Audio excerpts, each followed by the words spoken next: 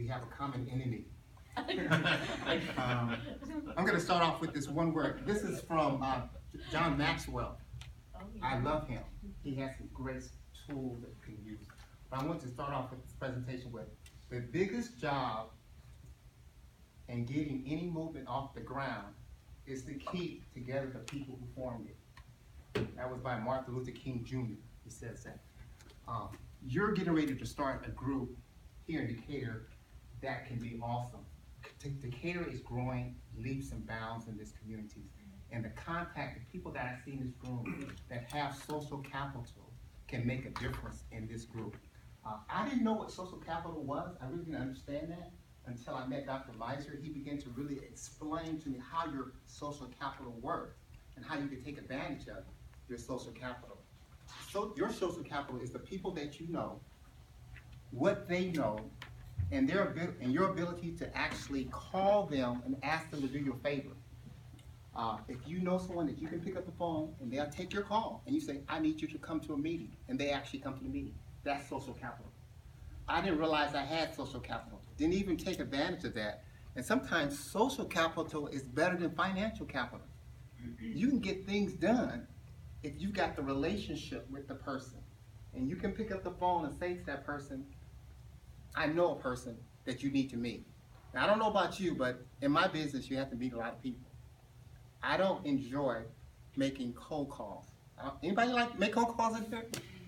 Your BNI group is going to help you not ever to have to make another cold call again, because you're going to be using your social capital within this group so that you don't have to make cold calls. And let me show you how it works. If somebody was visiting or you're trying to get people to come here, and in your business, in my business, I work with a lot of entrepreneurs, nonprofits, churches. And so when you work for a church, you meet the pastor knows a lot of folks within the church. And so if you write the church insurance, the pastor eventually will call you one day and say, hey, I got a son. Can you help my son out and help him with this insurance? So you go meet the son, and then the son says, I got a friend, and you meet the friend, and it kind of snowballs from there. You go back to the church pastor. The deacon wants to talk to you, so you go to the deacon, and the deacon says, okay, I need you to help me out with this. And then you end up writing this one church 4 or 5 connections in that church from people using this because they know you, they trust you. And one of the things that you're going to have is the trust and the relationships you've already built with people within the community. There's some people that I can call that would take my call, but if Bo called, they won't take his call because I have what with them? Social capital, a relationship. You're going to be building social capital with the people in this room. If you stay in this room for the next year building social capital, you'll be able to touch all kinds of folks. You'll be able to meet anybody you want in this community, Madison, Huntsville. Your social capital is going to increase. And here's what Dr. Miser told me. He says, Michael, when you go back and start your BNI group, he says, make sure you get people in your group that are young, get people in your group that's old, get people, women, get men, make it a diverse group of people. Because what's going to happen is the more diverse your group is, the bigger your social capital and your net is going to become. Because if you bring only your friends in, people that you know, your circle is going to be smaller. But if you bring in people that you don't see until you come to the meeting, that means your circle of influence is going to be bigger and bigger because you don't see those folks and they know 500 people that you don't know. So you want a diverse group of people. You want people that you don't see regularly. And so when you meet with them, they can refer you to the people that's inside their social capital. Does that kind of make sense to you? Mm-hmm. Okay, that's what you're going to have with the BNI group. That's what I have in our group right here. And one of the things about BNI is that you're going to have to, there's 2 things you're going to have to do. You got to be willing to grow your network, and then you're going to have to be willing to grow. You never get too old where you just know it all. You're going to learn something each time you come to a BNI group. And BNI, building your network, is like farming. It really is. It's like harvesting, planting seeds. And everything that you plant is not going to harvest immediately. In other words, if I give you a referral, Michael, today, I'm not expecting you to give me a referral the next day. It might be another 6 weeks, 3 weeks, or who knows. But he's going to eventually Say, this is what I need to do for Michael because I'm helping him. The ideal that givers gain, using your social capital.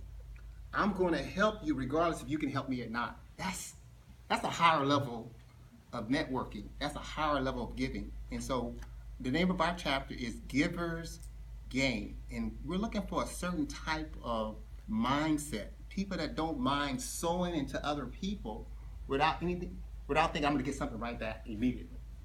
It doesn't happen like that. It's not like transaction. You give me a referral, I give you a referral. It doesn't happen like that. Our group has been in existence since 2011. And I tell you, I have sold more seeds into people. One of the persons that started our chapter was Clayton Joyner. He was with the AAA insurance company. He got making so much business, he couldn't even come to the meeting. He's like, man, I'm getting too many referrals. They were coming in that fast. Ricky Gozer with Edward Jones. He stayed in the group for about 2 years. He got to a point where he said, hey man, I'm getting too many people calling me that I gotta go see. It just works like that. Your social capital increase.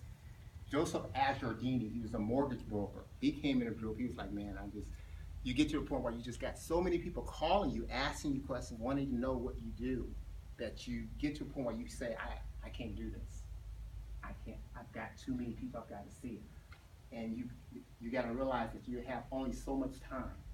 So be willing to invest in other people, and then how do you manage your time? I'm going to give you something that I use that has been working for me. It's called the 12-week year. You can Google that, you can write that down. It's a great resource. It's a free resource called 12-week year. Everything you're doing over the next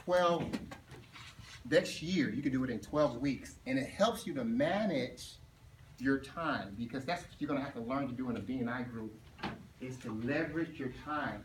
When this guy came in, he said he was a tax accountant. I said, this guy knows how to manage his time. Right now, to be here in this meeting, it's like dollar signs are going off in his head. I know that. But you got to be able to manage your time. The better you are at managing your time, the more successful you're going to be. As I mentioned earlier, my wife and I, right now, we're spending a lot of our time really just following our grandkids. That's our why. And I'm going to just close with this, because I think if you don't have a why, what is it that makes you happy?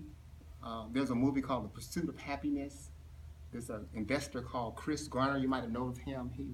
His pursuit of happiness was wanting to spend time with his son and actually raise his son. So in the movie, as he was pursuing his happiness, he got evicted from his home. As he was pursuing his happiness, his wife left him. As he was pursuing his happiness, he ended up homeless on the street, but he continued to go after what was making him happy. He wanted to raise his son. That's what it woke him up every morning. He kept driving because I want to be here for my son. What is your pursuit of happiness? Why do you do what you're doing? Why are you in this room here today? That's what's going to keep you coming back week after week, month after month, year after year, if you're going to get inside of BNI Group. Your why. And for some people, their why is living in a certain zip code. That's their why.